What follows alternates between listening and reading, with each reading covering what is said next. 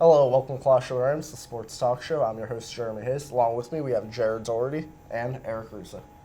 All right, guys, before we get the show kicked off, tomorrow's going to be the one-year anniversary of the Boston bombings. I think we should just take a moment to have you guys reflect on that day and just the past year in general. Jared? Yeah, I mean, it's already been 1 year tomorrow, and a very quick year. It went by very quickly. And what I want to reflect on is really how sports has helped this. Really, people get through this in a way.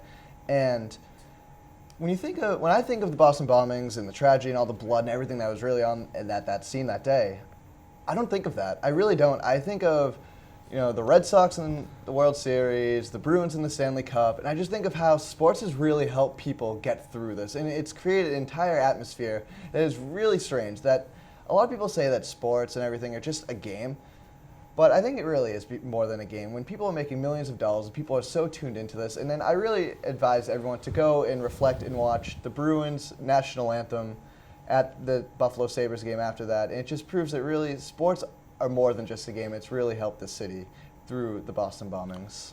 Yeah, I mean, it's surreal that it's been a year already. That whole week was surreal. For anyone that lives here, that's from here, it was a very, very difficult week. And reflecting on it now, a year later, it's tough again. All those memories are coming back. But like Jared said, those moments that we had with the sports teams we'll remember forever. I was lucky enough to be at the Garden that night for the national anthem. It's something I'll never forget. It's something I'm proud to have been there for. It's, I said this at the time that one of the things I'm most proud of is to say that I'm from Boston. In the last year, I've never been prouder to be from here, the way the city's come together, the way we've all come together to help each other to get through this. It's been great to see the recovery of everybody that suffered last year, a year later. Everyone's doing great, but we have to remember the three people that lost their lives that day and the one person, Sean Collier, who lost his life later on. But reflecting back, we have to think of those people, but also the great things that came out of this and coming together. I think you nailed it on the head there, where you can never forget the people who lost their lives that day, but also just the amount of support the city itself has given to the victims' families, the victims who lost limbs. It's really been unbelievable. It's one of those things where we were there. This is a story that we actually experienced. We were there that day. We didn't know what was going on. We didn't know how severe of an attack this was. So I think that's something to remember too and reflect on, is in the moment of the unknown and how we kind of bounce back from that. Yeah, so. and the thing that makes it even more personal is that we're all here. It could have been any one of us. We've all walked down that street. We've all walked with these people that were there. We've seen them before, even if we don't remember it. They're with us. We're from the same area, so it touched us. It touched us a lot, and it still does, and it's something that I don't think we'll ever forget. It's something that's still tough to talk about right now, a year later, but we'll get through it eventually. All right, well, we're going to jump into a different segment, which we're going to talk about the Red Sox, which it's been a slow start for them. Coming off the championship, it was a great year last year, but now it's kind of a wake-up call. Very slow start. Jared, I'm going to let you start off and give me your thoughts on the Red Sox. I mean, again, somebody will come out and be like, oh, it's already, 13 games in the season or whatever. But I mean, if they went 13-0, we'd be talking about how great they were. If they were 0-13, we'd talk about how terrible they are. So let's evaluate so far how they've done. And offense is really struggling right now. Their offense is struggling. I think they'll come around, obviously, because it's just too good of an offense. But they keep grounding into double plays. They get runners on. Getting on base is not really that much of an issue. I think they're in the top 10 in leagues in on-base percentage. But they keep grounding into double plays. In fact, I think they've ground into 17 double plays this year, which is top in the major leagues. So that they really are having a lot of issues getting runs produced because they're averaging, 3.5 maybe runs a game? And it's really hard right now for them to produce. But their offense needs to step up. Their offense is horrendous. It's hard to watch them at the plate right now. They scored, how many runs over the weekend against the Yankees? Oh, God. 2 runs, 1 run, 4 runs. I mean, come on now. I mean, the lineup is a mess. I understand Will Middlebrooks is out. I understand Shane Victorino is out. Pedroia is out. But there's no consistency in the lineup. It's a different lineup every day. It's a different leadoff hitter every day. It's hard to gain any kind of momentum, any kind of consistency when there's such a difference every single day with the lineup. You can't get any fluidity there. And it's obvious that that's a big reason why they're not scoring runs.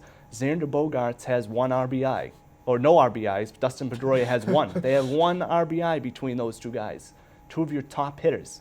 I mean, that's horrendous. Their offense has been horrible. The pitching has been solid. Every guy, pretty much except Lester, has had 1 clunker through the rotation so far. But overall, that hasn't really been the problem. The offense is a huge issue, and it's something that's not going to be settled until all these guys come back. What you touched upon is the lineup is a mess, and if I have to watch Johnny Gomes lead off, I'm sorry, you can have him in the lineup every other night or so. He can be your 4th outfielder, but I do not want to watch Johnny Gomes leading off. I like Grady Sizemore leading off. That's where you wanted him, and that's where I also like him. I like Jackie Bradley Jr. leading off, but God forbid they will not do that. But still, I think that they need to find a consistent lineup. I agree with what you said. But speaking of injuries, too, Koji Uehara now he is battling injuries, which has been the story for his entire career, but last year it just got lost in the mix because he was very healthy last year and very effective. But now he's getting out. Now he's injured now, getting tests done on his shoulder, I believe. Yep.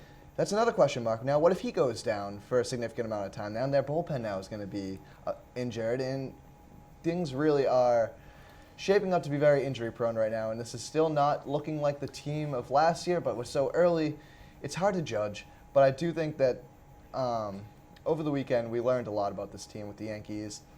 They just cannot, it comes down to the offense. They cannot score runs. But the pitching, like you said, has been great. Yeah, and something that we said during the baseball preview episode a couple weeks ago is that this year is not going to go as smoothly as a year ago. It's impossible. They had no issues last year. They cruised right through to the World Series. Not going to happen this year. It is early. We'll see what happens. I'm sure they'll be in contention. They should be in contention for the playoffs. But right now they have a lot of work to do to get back to the team that they were a year ago. The one bright spot that I do not even want to go without saying is Mike Napoli. He's been terrific. Yep. 3 home runs. He's killing the ball. He killed it in New York yesterday. So that's the one bright spot. So I hope people can start coming around. Ortiz, did have that big clutch hit in the 8th inning against the Rangers. So he still showed some power. But again, the offense, that's what it's all about right now. Yeah. All right, well, before we move on to what I was going to ask, I want to bring up Dustin Pedroia. When was the last time we've seen Dustin Pedroia play this bad? Yeah. It's been a while. His whole career, it's been pretty smooth throughout. His rookie year? His rookie year, maybe. It's been that long. Since And a lot of that has to do with the fact that we learned yesterday that he has an injury with his right wrist. He came back to Boston today, found out that it isn't broken. It's inflammation, so he should be back soon. But the thing with Pedroia is when he's not producing, it's usually because he's hurt. And it's better now, earlier in the year. You know, in Boston, we love guys who play through injury. But when it's to a point where it's affecting you, that you can't perform at the level that you should be, you need to take a step back. I think that's what they're doing now. It's April. Got to get him back healthy. Especially with the team the Yankees, they're an injured team. And look at them yesterday. They had people wobbling around. Everyone was injured. They were questioning who they were even going to throw out there. We had the stands cheering for an injured Derek Jeter to come on. The Red Sox still can't win. So it's pretty sad right now. Yeah, well, before we move on to our next topic, I just want to ask real quick. I think we all kind of agree on the Pine Tar thing. We'll kind of step away from that. But with last night, I want to talk about the replay system just real quick. You both get like one turn to speak, but I want to figure, I don't know what your thoughts are on this because it's obviously a problem early on. So, Jared, you can go first. Let me know. Well, like I said, my opinion still has not changed. I think Major League Baseball needs replay. But the replay system that they have going right now is awful. It's just so hard to watch right now. The way I anticipated it going was not how it is going. I thought they'd need to come up with something where one of the umps has an earpiece or something that they can decide the play really quickly, and maybe they can't challenge everything. But the one piece I want to talk about is there has been plays overturned. There's been about 20-ish plays that have been overturned. So it's showing you that the umps do get calls wrong a lot. And so I do think a replay system is crucial. But if we have the umps waddling their way to the dugout and just the managers coming out and arguing all this and then deciding, do we replay this while my assistant coach is looking at the replay on this end? And the most important thing is they're getting it wrong. The replay system got a couple calls wrong already. What's the point if me sitting on a beanbag chair at home eating Cheetos can understand that the replay can blatantly see that he is out and he comes off the base, but the guys down at the $30 million replay system can't figure it out? What are we doing here? It's ridiculous. Yeah, I'm all for instant replay too. We talked about this before, but what is the purpose of having it if it's not going to be the right call? I mean, last night, that play at first base, what is the ruling? That there's a new thing now that the ball has to be all the way in the glove, or does it have to just be entering the glove? It's becoming the NFL. Let's get a replay right if we're going to have it. Let's make sure that it's speedy. The games are long enough.